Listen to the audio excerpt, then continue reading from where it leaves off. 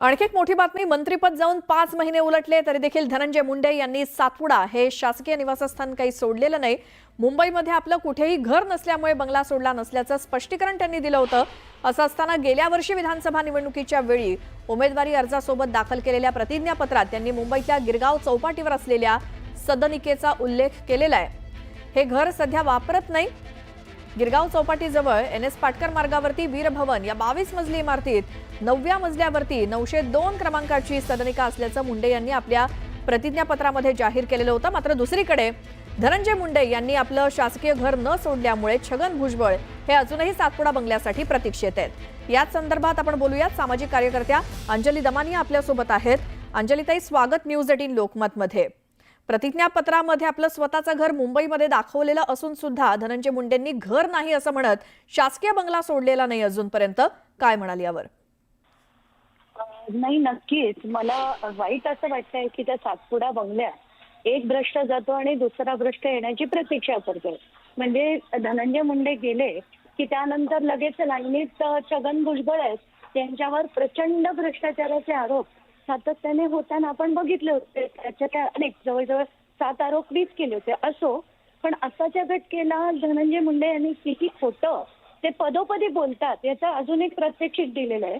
त्यांच्या 24च्या ॲफिडेव्हिट मध्ये मल्हार हिल म्हणजे अगदी सातपुडा बंगल्याच्या जवळ असलेला जे एक परिसर आहे तिथे त्यांचा 902 वीर भवन नावाचं बिल्डिंग आहे, तिथे 902 नंबर हा त्यांचाच असताना म्हणजे ते 2151 स्क्वेअर फीट म्हणजे जवळजवळ 4 बेडरूमचं घर असताना ते जर असा सातपुडा बंगल्यात ठिया देऊन बसत असतील, त्याचा जो दंड आहे तो भरत नसतील, ते अतिशय चुकीचे।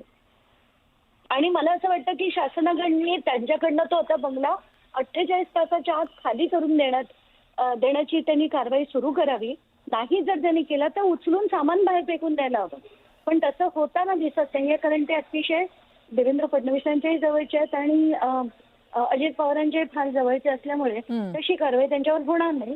पण मी आता त्यांना लीगल नोटीस त्याबद्दल पाठवणार आहे। बिलकुल अंजलीताई, धन्यवाद, तुम्ही न्यूज 18 लोकमतशी बोललात त्याबद्दल।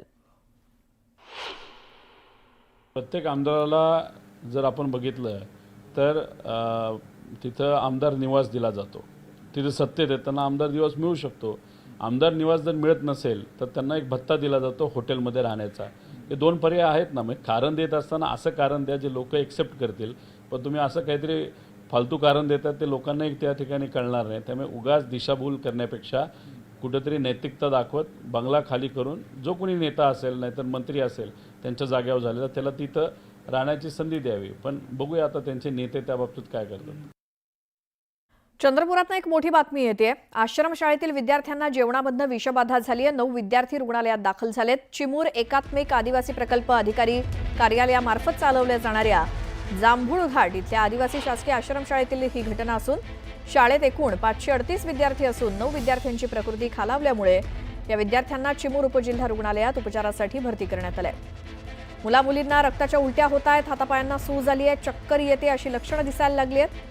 आदिवासी संघर्ष समिती सदस्यांनी शाळेत जाऊन या विद्यार्थ्यांची विचारपूस केली असता शिळं अन्न दिल्याची प्राथमिक माहिती मिळाली। दरम्यान या विद्यार्थ्यांना नेमका कशाचा त्रास झाला याचा शोध घेतला जात असून त्यांच्या विविध तपासण्या केल्या जात आहेत, अशी माहिती आदिवासी विकास विभागाने दिली आहे। आणखी एक मोठी बातमी, बीडमधील कारागृहामध्ये मारामारी करणार असं खोक्या उर्फ सतीश भोसलेला छत्रपती संभाजीनगर हर्सुल जेलमध्ये पाठवण्यात आलंय।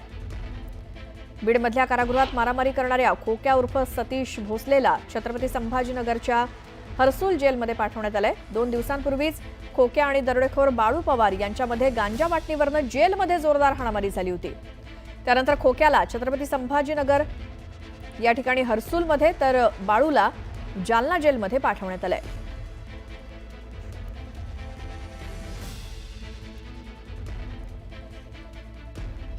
चंद्रपूर शहर आणि जिल्ह्यामध्ये पहाटेपासूनच मुसळधार पाऊस पडतोय आणि या पावसामुळे चंद्रपूर शहरातील अनेक रस्ते जलमय झालेत।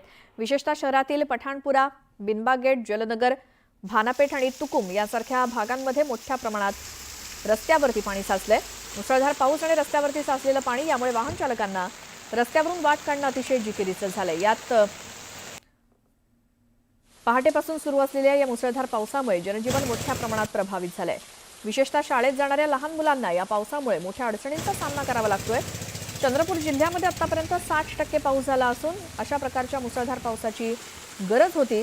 विशेषतः जिल्ह्यातील धरण भरण्यास सुद्धा या पावसामुळे मदत होणार आहे. चंद्रपूर जिल्ह्यात काल संध्याकाळपासून पावसाला सुरुवात झाली, पण आज पहाटेपासून मुसळधार पावसाला सुरुवात झाली.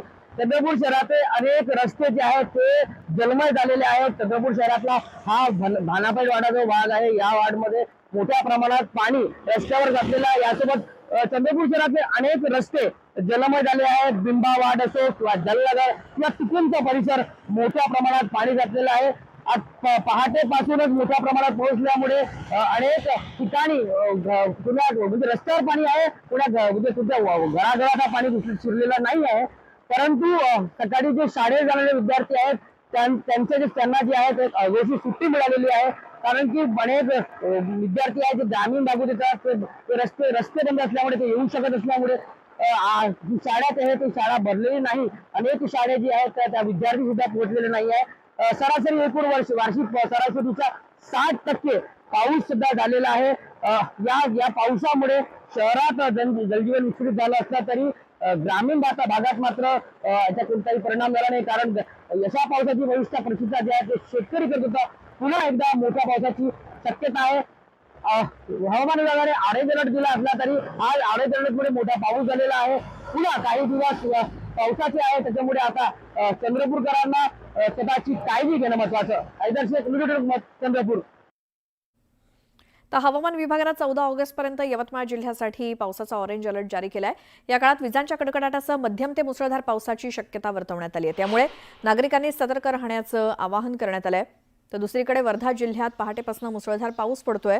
हवामान खात्यानं पुढील 24 तासांसाठी मुसळधार पावसाचा इशारा दिलाय. या पावसामुळे खरीप हंगामासाठी पेरणी केलेल्या पिकांना मोठा दिलासा मिळालाय.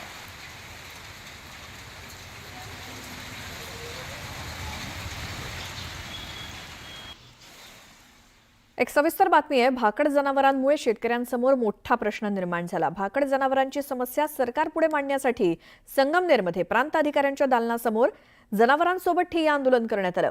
सरकारनं भाकड जनावरांची खरेदी करावी अशी मागणी आंदोलकांकडून करण्यात आली आहे.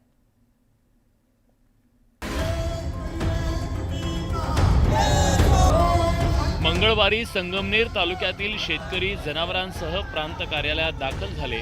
त्यामुळे प्रशासनाची एकच धावपळ उडाली.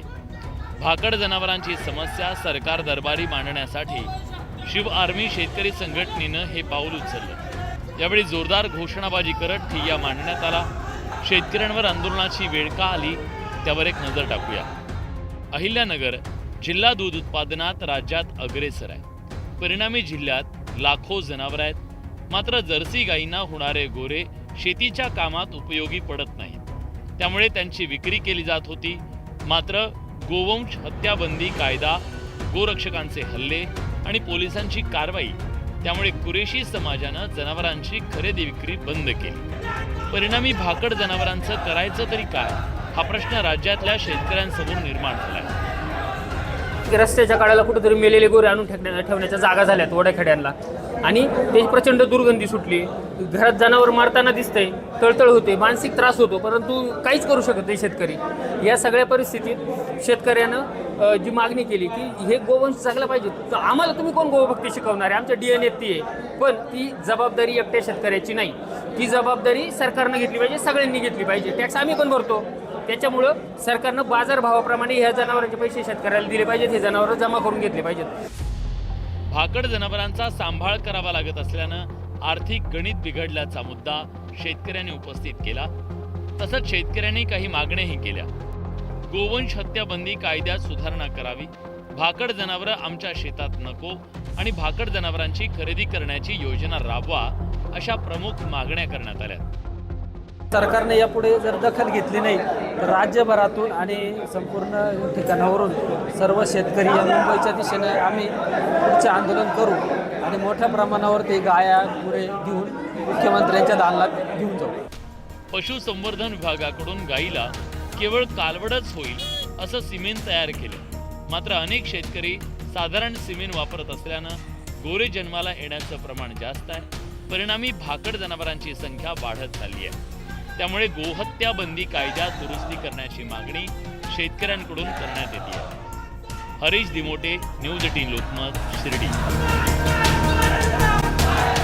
मुंबई ते दिघी आणि मुंबई ते काशीद रोरो सेवा मार्च अखेरपर्यंत कार्यान्वित करण्याच्या सूचना मत्स्य व्यवसाय आणि बंदर मंत्री नितेश राणेंनी दिल्या आहेत. दिघी आणि काशीद या दोन्ही ठिकाणच्या जेटीच्या कामांना गती देण्याचे आदेश आहेत.